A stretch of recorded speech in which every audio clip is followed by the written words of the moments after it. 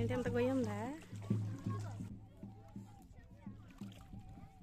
ఎవరు బలవంతం లేదుగా, ఎవరు చేయలేదుగా, పాపాలను ఒప్పుకున్నారా?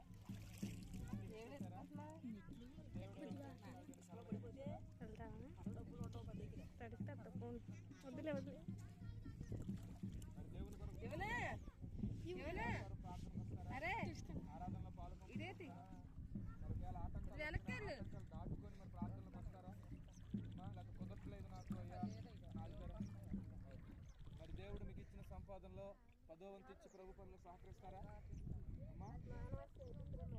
మరి మీరు ఇచ్చిన సాక్ష్యాన్ని బట్టి అమ్మా, ఈ బిడ్డ ఇచ్చిన సాక్ష్యాన్ని బట్టి, దేవుడు నాకు ఇచ్చిన అధికారాన్ని బట్టి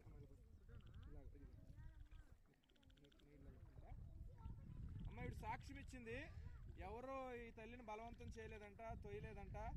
ఈవిడ దేవుడి కొరకు బ్రతకాలి, నేను పరలోకానికి వెళ్ళాలి, నాకు దేవుడు కావాలి, ఎన్ని ఆటంకాలు వచ్చినా నేను ప్రార్థన మానుకోను, నేను దేవుడి కొరకు జీవిస్తాను, దేవుడి పనికి సహకరిస్తాను, నాకు బాప్తీసం ఇవ్వండి, నేను దేవుడి కొరకు బ్రతుకుతానని సాక్ష్యం ఇచ్చింది. మీరు విన్నారా? అమ్మా మీరు సోలమతి గారు వినపోయినా మేము విన్నాము, దేవుడు విన్నాడు. కాబట్టి తల్లి ఇచ్చిన సాక్ష్యాన్ని బట్టి, దేవుడు నాకు ఇచ్చిన ఆజ్ఞను బట్టి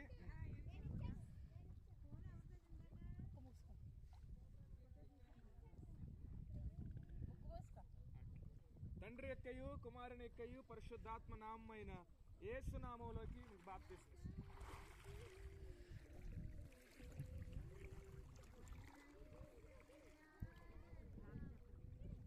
పరిశుద్ధుడా, కృపగల దేవ, దయగల తండ్రి, మీకు వందనాలు, స్తోత్రాలు ప్రభా.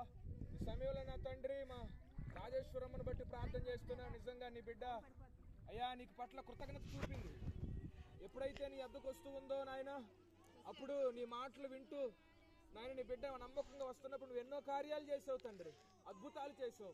మరి నీ బిడ్డ అప్పుడే అనుకుంది నేను బాప్తీసం పొందాలని.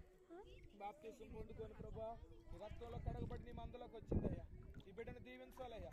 ఇది మొదలు కానీ అన్ని విషయాలు ఈ బిడ్డకు నువ్వు అండగా కొండగా కోటగా ఉండాలి. ఏ కష్టం రాకుండా నువ్వు కాపాడాలి, కాచుకోవాలి, దీవించాలి ప్రభా.